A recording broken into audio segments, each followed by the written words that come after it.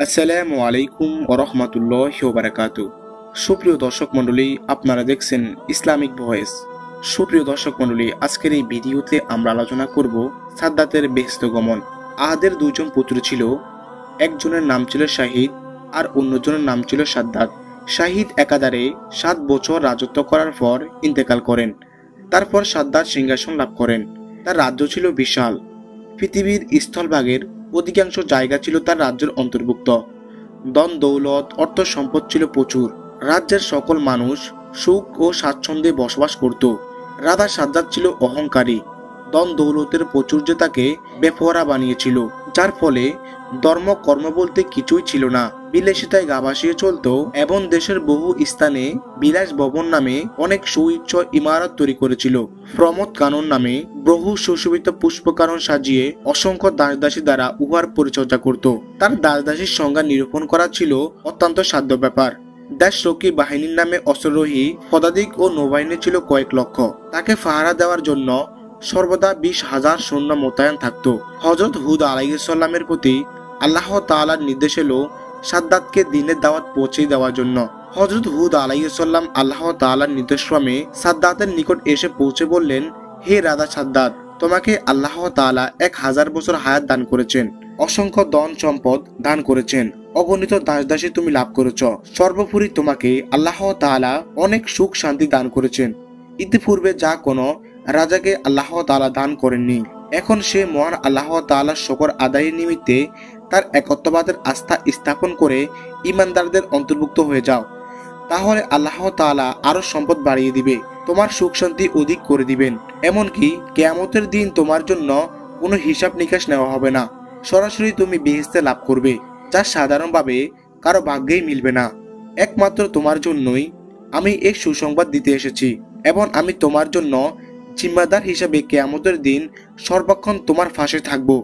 অতএব তুমি মুক্ত মনে একবার পাঠ করো, লা ইলাহা ইল্লাল্লাহ। সাদ্দাত নবীর কথা শুনে এরকম প্রভাবিত হলো না, বরং সে নবীকে বলে দিল, এ হুদ, এত দূরে সুখ শান্তি লাভ করতে পারবো কি পারবো না তার কোনো নিশ্চয়তা নেই। সেখানে সুখ শান্তি তোমরাই ভোগ করো। আমি এখানে আল্লাহ তাআলার বেহেশতের ন্যায় একখানি বেহেশতের তৈরি করার সিদ্ধান্ত নিয়েছি। দেখবে সেটা তোমার খোদার বেহেশতের চাইতে কোনো অংশ কম হবে না। অতএব অযথা কথা না বলে সময় নষ্ট করো না। তুমি তোমার গরিব উম্মতদেরকে নিয়ে তোমার খোদার বেহেশতের লাভের আশায় বসে থাকো। আমার কাছে আর দ্বিতীয়বার এসো না। নবী সাদ্দাতের কথা শুনে বিরক্ত হলো না, অনেকবার তাকে বলল। সাদ্দাত শেষ পর্যন্ত তার সম্মুখ থেকে চলে গেল। একদিন পর সাদ্দাত তার রাজ্যের সকল রাজা আমির বণিকদের জরুরি ভিত্তিতে রাজ দরবারে ডেকে পাঠালেন। সকলে রাজার জরুরি ঘোষণা শুনে রাজ দরবারে হাজির হলো। সাদ্দাতের অধীনে তখন প্রায় 1000 রাজা ছিল। তারা ক্ষুদ্র ক্ষুদ্র রাজার ভারপ্রাপ্ত শাসনকর্তা ছিল। আমিরের সংখ্যা ছিল প্রায় 5000-এর মতো। আমিরেরা ভারপ্রাপ্ত শাসনকর্তা ছিল। আমিরেরা জমিদারের ন্যায় নির্দিষ্ট এলাকায় সর্বেসেবা ছিল। সকল মহারাজারা সাদ্দাতকে নিয়মিত খাজনা, অসর ও ব্যাট প্রদান করত। বণিকের সংখ্যা নির্ণয় সম্ভব ছিল না, কারণ দেশে অধিকাংশ লোক ধনী ও সম্পদশালী ছিল।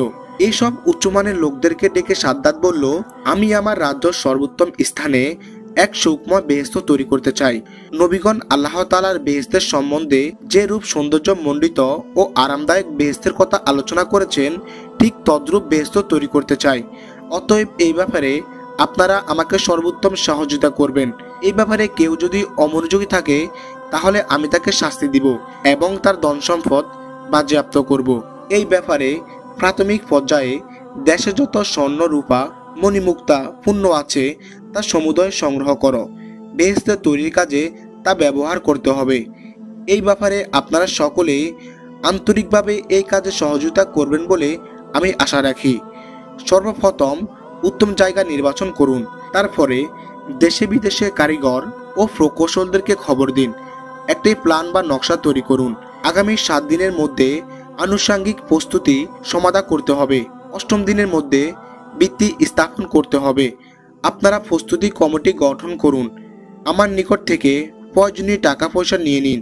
আজকের বৈঠকে সমস্ত খুঁটিনাটি বিষয় আলোচনা করে সঠিক সিদ্ধান্ত গ্রহণ করুন। অযথা সময় নষ্ট করা যাবে না। এখন আপনারা এই ব্যাপারে আপনাদের মতামত পেশ করুন। রাজা আমির বণিকরা মারহাবা বলে ঐকমত পোষণ করলেন। অতএব তারা 5 সদস্য মিলে শক্তিশালী একটি কমিটি গঠন করে নিলেন। তারপর তাদের সকলের দায়িত্ব কর্তব্য সম্বন্ধে এক বিশদ ফিরিস্তি তৈরি করেন। নিজ নিজ কাজের জন্য সবাই প্রস্তুতি হয়ে নিলেন। একদিন পরে জান্নাত তৈরি করার জন্য সুন্দর এবং মনোনীত একটি এলাকা নির্বাচন করা হলো। সেখানে বেহেশত তৈরির কাজ আরম্ভ করে দিল। এদিকে দেশব্যাপী স্বর্ণরূপা মণিমুক্তা সংগ্রহের কাজে জোর চেষ্টা আরম্ভ হলো। বিদেশে কারিগর ও প্রকৌশল আমদানি করা হলো।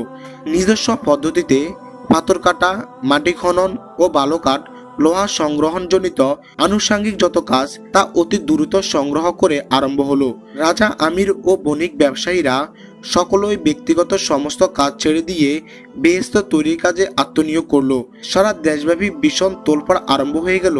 দেশবাসী সকলেই মহা উল্লাসের সাথে এই কাজের সমর্থন জানালো। প্রতিদিন হাজার হাজার মানুষ এসে কর্মস্থলে পরিদর্শন করতে শুরু করলো। দেশবাসীর পক্ষ থেকে সাজ্জাদের নিকট বেহেশত তৈরির এই পূর্ণ কাজে আর্থিক ও কায়িক সংগ্রহণের আবেদন জানালো।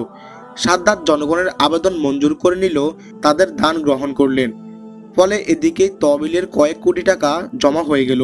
এক কথা, বেহেশত তৈরির ক্ষেত্রে দেশবাসীর আন্তরিকতার অভাব ছিল না। মহা ধুমধামের সাথে বেহেশত তৈরির কাজ আরম্ভ হলো। নিচের ভিত খুব মজবুত করে গাঁথা হলো। কয়েক হাজার মানুষ প্রায় সকাল সন্ধ্যা মিলে কাজ করতে শুরু করলো। সেখানে 25 মাইল দীর্ঘ ও 10 মাইল প্রস্থ নিয়ে বেহেশতের প্রধান ইমারত এরিয়া।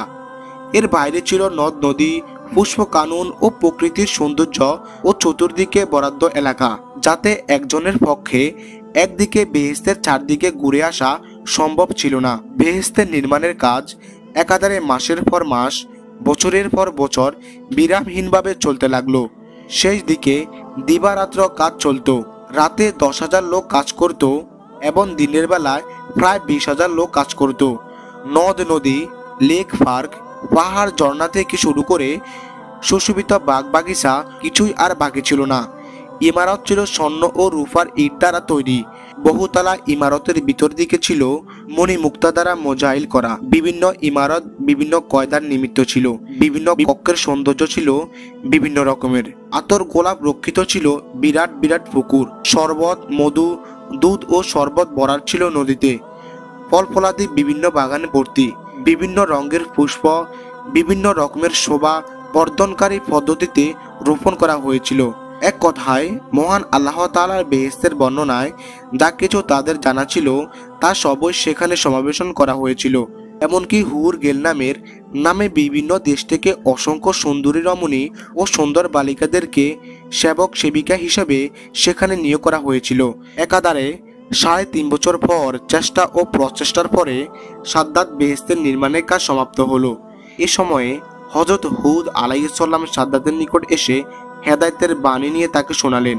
সাজ্জাদ বেহেশত তৈরির অহংকারে নবীকে তুচ্ছ ভেবে কয়েকবার বললেন, তোমার খোদার কাল্পনিক বেহেশতে আমি যেতে চাই না, আমি বাস্তব বেহেশতে বসবাস করব। নবী উত্তরে বলেছিলেন, এই তো অর্থ ব্যয়, সময় ব্যয় ও শ্রম ব্যয় করে তুমি যে বালাখানা তৈরি করেছ তাতে প্রবেশ করার ভাগ্য তোমার নাও হতে পারে। আল্লাহ তাআলা যদি তোমার উপর বিরূপ হন তাহলে তোমাকে বেহেশত গমনের পূর্বেই মৃত্যু আসতে পারে। তখন তোমার এই দাম্ভিকতার কি সার্থকতা থাকবে?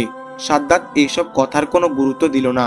বারবার বলতে লাগলো, তোমার খোদা কিছুই করতে পারবে না, বরং আমার কার্য দেখে তোমার খোদা লজ্জিত হবে এবং পালিয়ে যাবে। নাউজুবিল্লাহ।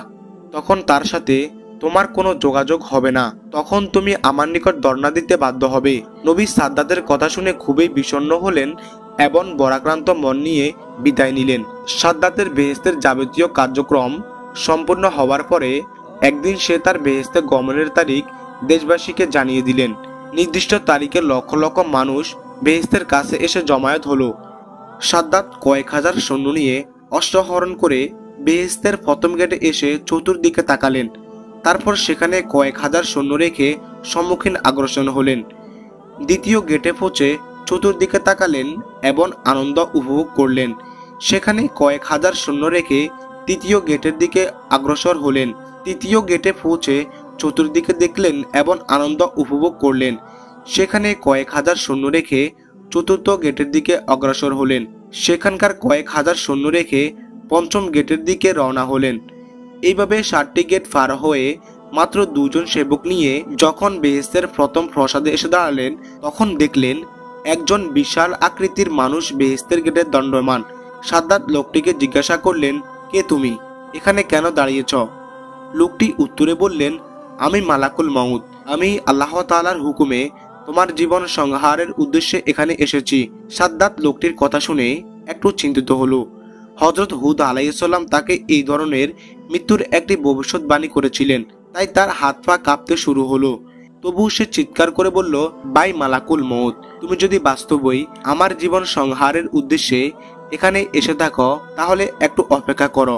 আমি আমার দীর্ঘ জীবনের সাধনায় বেহেশতের বালাখানা একটু ঘুরে আসি, তারপরে তুমি আমার জান কবজ করো। মালাকুল মউত বলল, সেই সুযোগ দানের অধিকার আমার নেই। তুমি সেই বিষয়ে মহান আল্লাহর দরবারে আরজি পেশ করো। তিনি যদি তোমাকে সুযোগ দেন তবে দীর্ঘ কয়েক বছরও সুযোগ দিতে পারেন, আর যদি না দেয় তাহলে আমার যে হুকুম সেই অনুসারে আমি তোমার জান কবজ করে নিব। তখন সাদ্দাত আল্লাহ তাআলার কাছে বলল, হে আরশের খোদা, আমি যে বেহেশত তৈরি করেছি তা তোমার সৃষ্টির বেহেশতের চেয়ে কোনো অংশই কম নয়। এখন তুমি আমার প্রতি ও আমার বেহেশতের প্রতি ঈর্ষান্বিত হয়ে যদি মালাকুল মউত দ্বারা আমার জান কবজ করো, তাহলে মানুষ চিরতরে তোমাকে পরশ্রী কাতর বলে জানবে, এবং তুমি যে ঈর্ষার বশবর্তী হয়ে এই কাজটি করলে তা প্রচার হয়ে যাবে। অতএব আমি তোমার ঈর্ষার বশবর্তী না হওয়ার জন্য অনুরোধ করছি। এই কথা বলে সাদ্দাতের এক পা গোড়ার পৃষ্ঠের রেখার উপর এবং অন্য পা বেহেশতের দরজায় রাখলো। তখন মালাকুল মউত সাদ্দাতের জান কবজ করে চলে গেল। সাদ্দাতের বেহেশতের দর্শনের আশা চিরকালের জন্য শেষ হয়ে গেল। কথিত আছে, সাদ্দাতের মৃত্যুর পরক্ষণেই আকাশ থেকে এক ভীষণ আওয়াজ হয়। সেই আওয়াজের সাথে সাথে সাদ্দাতের বেহেশত ও এলাকা উল্টে গিয়ে সমস্ত ইমারত ও অট্টালিকা, উপস্থিত জনতা, সৈন্য সামগ্রী ও লোকলস্কর চিরতরের জন্য অদৃশ্য হয়ে যায়। পৃথিবীর কোনো মানুষ আর সাদ্দাতের বেহেশত ও এলাকার চিহ্ন খুঁজে পায়নি।